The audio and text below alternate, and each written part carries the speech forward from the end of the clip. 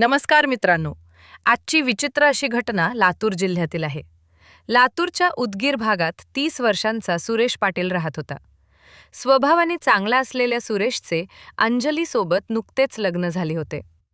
त्याने अंजलीला जेव्हा पत्नी बनवून घरी आणले तेव्हा त्याच्या आनंदाला पारावर नव्हता. सुरेश हा मजुरी करत असे. त्याची फार अशी काही मोठी स्वप्न नव्हती. त्याला फक्त इतकंच हवं होतं की त्याचे जीवन सुखाने जावे. पत्नी, मुले असतील आणि त्यांच्या छोट्याशा घरात नेहमी आनंद असावा. सुरेश जरी फार शिकलेला नव्हता तरी तो खूप मेहनती होता. जास्त पैसे कमवण्यासाठी त्याने एका ऑफिस आणि एका शाळेत कामही घेतले होते. लग्नानंतर इतर तरुणांप्रमाणेच सुरेशच्या मनातही त्याच्या पहिल्या रात्रीबद्दल उत्साह होता. तो आनंदितही होता आणि थोडासा घाबरलेला होता. ही रात्र विशेष बनवण्यासाठी त्याने पूर्ण मेहनत घेतली. त्याने खोली सजवली, सुगंध लावला आणि त्याच्या पैशानुसार अंजलीसाठी एक छोटीशी भेटवस्तूही आणली. मित्रांकडून त्याने आधीच ऐकलेलं होतं की सुहागरात्रीला जर पत्नीचे हृदय जिंकले तर आयुष्यभर ती साथ देत राहते.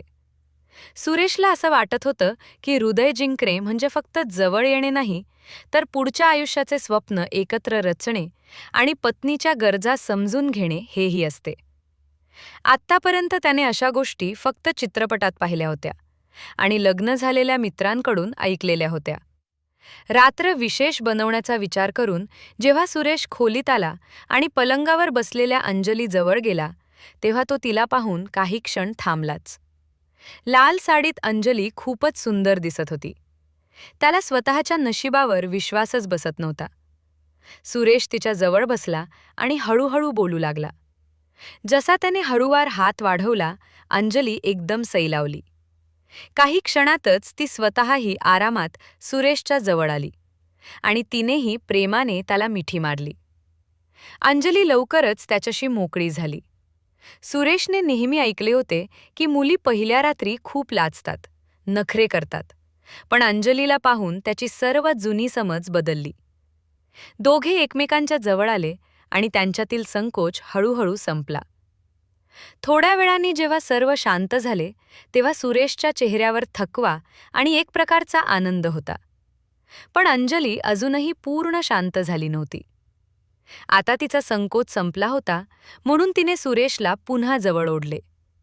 सुरेशही स्वतःला रोखू शकला नाही आणि पहिल्याच रात्री दोघे एकमेकांच्या 2 वेळा जवळ आले.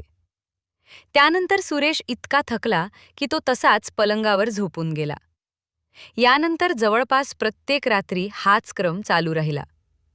सुरेश कामावरून परत येऊन जेवण झाल्यावर पलंगावर येईल तेव्हा अंजली त्याला प्रेमाने जवळ ओढून घ्यायची. तिची पद्धत अशी होती की सुरेश आनंदी होई, त्याला वाटे की त्याचे जीवन खरोखर सुधारत आहे. त्याला असंही वाटे की तो खूप नशीबवान आहे. पण काही दिवसानंतर जेव्हा अंजली रात्रीबरोबरच दिवसात आणि सकाळी त्याच्या जवळ येण्याचा प्रयत्न करू लागली तेव्हा सुरेशला थोडं विचित्र वाटू लागलं. त्याला समजेना की अचानक असा बदल का होत आहे. विचित्र गोष्ट अशी होती की सुरेश जितका वेळ तिच्याबरोबर घालवेल तितके अंजलीचे समाधान होत नव्हते. साधारणपणे लग्नानंतर नवरा आपल्या बायकोच्या मागे फिरतो, तिची प्रत्येक गोष्ट मानतो, पण इथे सर्व उलट होते. सुरेशला काही बोलण्याची गरज भासत नव्हती. उलट त्याला थकल्यावरही तयार होणे भाग पडत होते. हळूहळू हे सर्व त्याला गंभीर वाटू लागले. अंजली ही नाराज होत असे. जेव्हाही सुरेश तिची इच्छा पूर्ण करण्यास नकार देत असे किंवा सबब सांगू लागत असे, अशा वेळी ती कधीकधी सुरेशला टोमणेही मारायची. सुरेशला करण्यासाठी काही समस्या नव्हती, पण पत्नीची वारंवार वाढणारी भूक त्याला समजत नव्हती. तरीही तो जे करू शकत होता ते करून अंजलीला आनंदी ठेवत होता. त्याला वाटत होते काही दिवसानंतर सर्व काही सुधारेल, पण त्याचा अंदाज चुकला. लग्नानंतर काही काळाने जेव्हा अंजली गर्भवती झाली तेव्हा सुरेश खूप आनंदी झाला. एक आनंद तर त्याने मित्र आणि नातेवाईकांना सांगितला की तो बाप बनणार आहे. दुसरा आनंद त्याने मनातच दाबून ठेवला की आता काही महिने अंजली जुनी सारी मागणी करणार नाही. कारण तपासणी दरम्यान डॉक्टरांनी स्पष्ट सांगितले होते की या काळात संबंध ठेवायचे नाही. पण डॉक्टरांच्या गोष्टीचा अंजलीवर काहीच परिणाम झाला नव्हता. सुरेशला खूप सावधगिरी दाखवून अंजलीची प्रत्येक गोष्ट मानावी लागत होती. आता त्याला अशी आशा होती की कदाचित बाळ झाल्यानंतर अंजलीमध्ये काही बदल होईल. वेळेवर अंजलीने एक सुंदर मुलगा जन्माला घातला. सुरेश आता त्याच्या नवीन जबाबदाऱ्याबद्दल गंभीर झाला. त्याने विचार केला की खर्च वाढतील. मुलगा शाळेत जाईल म्हणून आता जास्तीत जास्त पैसे कमवणे आणि वाचवणे गरजेचे आहे. त्याने मुलाचे नाव सचिन ठेवले. आई झाल्यानंतरही अंजलीच्या सवयी बदलल्या नाही. तिच्या मागण्या आधीपेक्षा वाढल्या होत्या. सुरेशमध्ये आता आधीची ताकद आणि उत्साह राहिला नव्हता. म्हणून कधीकधी तो स्पष्ट नकार द्यायचा. अशावेळी अंजली त्याला ओरडायची आणि चिडवायची आणि कधीकधी वेड्यासारख्या हरकती करायची. सुरेशलाही समजत नव्हतं की अंजलीची इतकी जास्त इच्छा का होते. ही साधी गोष्ट नाही आणि कदाचित हा काही निम्फोमेनियासारखा आजार आहे. पण त्यांच्या आजूबाजूच्या परिसरात असे चांगले दवाखाने नव्हते जिथे तिच्यावर उपचार करता येतील. नवरा सहसा बरेच काही सहन करतो, पण पत्नी लग्नाच्या 4 वर्षांनंतरही त्याच्या मर्दानगिरीवर टोमणे मारू लागली तर संयम संपतो. हाच प्रकार सुरेशचा होता. तो मुलगा सचिनला पाहून स्वतःला धीर देत असे. आता त्याचा प्रत्येक प्रयत्न असा होता की अंजलीपासून दूर राहावे, पण हे अशक्य काम होतं. एके दिवशी अंजलीने पुन्हा जिद्द केली तेव्हा सुरेशने मनात सहन करून स्पष्ट सांगितलं की आता त्याच्याकडे इतकी ताकद नाही की दिवस रात्र हेच करत राहावे. यावेळी अंजलीने त्याला सांगितले की त्याने आपली ताकद वाढवणाऱ्या गोळ्या खाव्या, जेणेकरून तो जास्त वेळ टिकेल. सुरेश हे ऐकून आश्चर्यचकित होता की तोपर्यंत अंजलीने वेड्यासारखी जिद्द धरली की गोळी घ्या, यात काय हानी आहे. प्रत्येक वेळेप्रमाणे यावेळीही सुरेशला पत्नीपुढे मान्यता द्यावी लागली आणि शहरातून गोळ्या आणून तो खाऊ लागला. काही दिवस ही पद्धत चालली म्हणजे अंजली थोडी आनंदी राहिली, पण नंतर काही दिवसातच तेच सर्व पुन्हा सुरू झाले आणि ती सुरेशबरोबर जुन्याप्रमाणे वागू लागली. सारख्या गोळ्या खाऊन सुरेशला सुद्धा त्रास होत होता. सुरेशसाठी घर आता नरक वाटू लागलं आणि जीवन निरुपयोगी झालं होतं. ही गोष्ट तो कोणालाही सांगू शकत नव्हता, कारण लाज आणि इज्जत दोन्हीचा प्रश्न होता. त्याचे संपूर्ण जीवनही गुंतागुंतीत होते. अंजली तिच्या समस्येमुळे हतबल होती, म्हणून तिने एरियामधल्या छोट्या मुलांशी मैत्री करण्यास सुरुवात केली आणि हळूहळू ती त्यांच्या लहान चुंगीशी खेळू लागली. जेव्हा हे सर्व सुरेशला कळाले तेव्हा तो तापलेला होता, पण शांत राहिला, कारण पुराव्याशिवाय कोणावर आरोप ठेवणे योग्य नव्हते. एके दिवशी अंजलीने खूप प्रेमाने सुरेशला सांगितलं की तिलाही कुठे नोकरी लावून द्यावी, जेणेकरून घराचे उत्पन्न वाढेल. सुरेशने विचार केला की जर अंजली काम करेल तर ती व्यवस्थित व्यस्त राहील आणि कदाचित तिच्यात सुधारणा होईल. या विचाराने त्याने अंजलीची नोकरी त्याच शाळेत लावून दिली जिथे तो माळी काम करत असे. शाळेत काम करण्याचा अंजलीचा खरा हेतू लवकरच सर्वांना कळाला. तिने तिथल्या बस चालक आणि कंडक्टरपर्यंत सर्वाशी जवळीक वाढवली. अशा गोष्टी जास्त वेळ लपून राहत नाहीत. यामुळेच सुरेशची बदनामी होत होती, पण तो काही करू शकत नव्हता. एके दिवशी हद्द झाली. सुरेशने स्वतःच्या घरात अंजलीला एका मुलाबरोबर मस्ती करताना पाहिले. दोघांमध्ये जोराचे भांडण झाले. रागावून अंजली पोलीस ठाण्यात गेली आणि नवऱ्याविरुद्ध मारहाण केल्याची तक्रार केली. पोलिसांनी दोघांना समजून परत पाठवले. रागावलेली अंजली माहेरी गेली.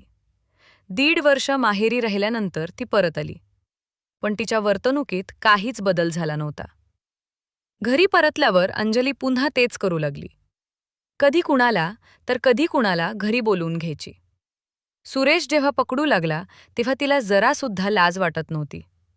उलट त्याच्याकडे ती म्हणायची, जेव्हा तुम्ही माझ्या गरजा भागवू शकत नाही तेव्हा माझ्यासाठी एखाद्या मुलाची व्यवस्था करा, आणि जर करू शकत नसताल तर चुपचाप डोळे मिटून राहा.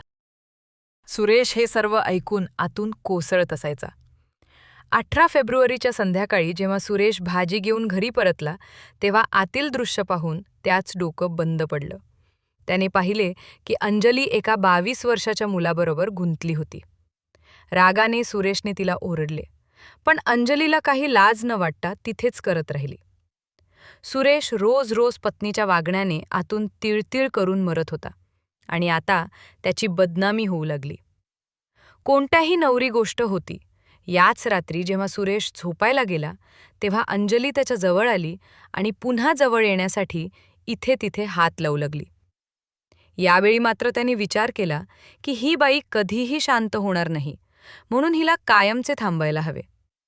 सुरेशने खोलीत ठेवलेले लोखंडी डंबल उचलले आणि अंजलीच्या डोक्यावर मारले. थोड्या वेळातच तिचा तडफडून मृत्यू झाला. पत्नीच्या देहाजवळ बसून सुरेश बराच काळ विचार करत राहिला आणि नंतर घाबरला. त्याला असं वाटलं की फाशीची वाट त्याच्या मानेवर लटकत आहे. थोडा वेळ विचार केल्यानंतर त्याने पळून जाण्याचा निर्णय घेतला. स्वयंपाकघरात जाऊन सुरेशने 2 फूट खड्डा खोदला आणि नंतर त्यात तिला टाकून विटा ठेवल्या. घराबाहेर सूर्यप्रकाश पाहून सुरेशला आणखी धक्का बसला. त्याने त्याच्या खोल झोपेत असलेल्या मुलाला पाहिले. त्याच्या मनात भीती आणि गोंधळ पसरला. त्याने विचार केला की या लहान मुलाचा काय दोष आहे की तो आईवडिलांच्या चुकीची शिक्षा भोगावा. हे विचार करताच सुरेशने पोलीस ठाण्यात जाऊन आत्मसमर्पण करण्याचा निर्णय घेतला. बातमी आता गावकऱ्यापर्यंत पोहोचली होती, म्हणून आले अनेक मग त्याच्या मागोमाग पोलीस ठाण्याकडे चालले होते. खरं तर त्याच्या केलेल्या गोष्टीची खबर आधीच ठाण्यापर्यंत पोहोचली होती. पोलीस चौकशीत सुरेशची संपूर्ण कहाणी समोर आली. काही लोक त्याला इतके चुकीचे मानत नव्हते, पण गुन्हा त्याने केला होता आणि त्यासाठी शिक्षा मिळणे निश्चित होते. त्याचं म्हणणं होतं की अंजलीच्या आईवडिलांना सर्व काही माहिती होते, तरीही ते मुलीबरोबर उभे होते.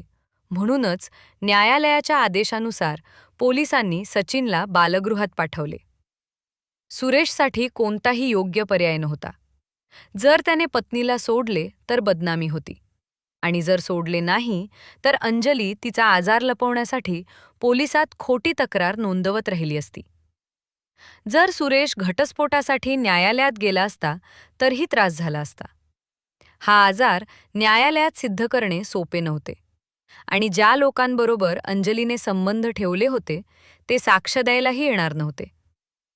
अंजली जिथेही राहिली असती तिथे कोणाकोणा पुरुषाबरोबर संबंध ठेवल्याशिवाय राहिली नसती. अशा त्रस्त पतींची मदत कोणीही करत नाही. मित्रांनो, आजची ही घटना ऐकून तुम्हाला याबाबद्दल काय वाटते नक्की सांगा. धन्यवाद.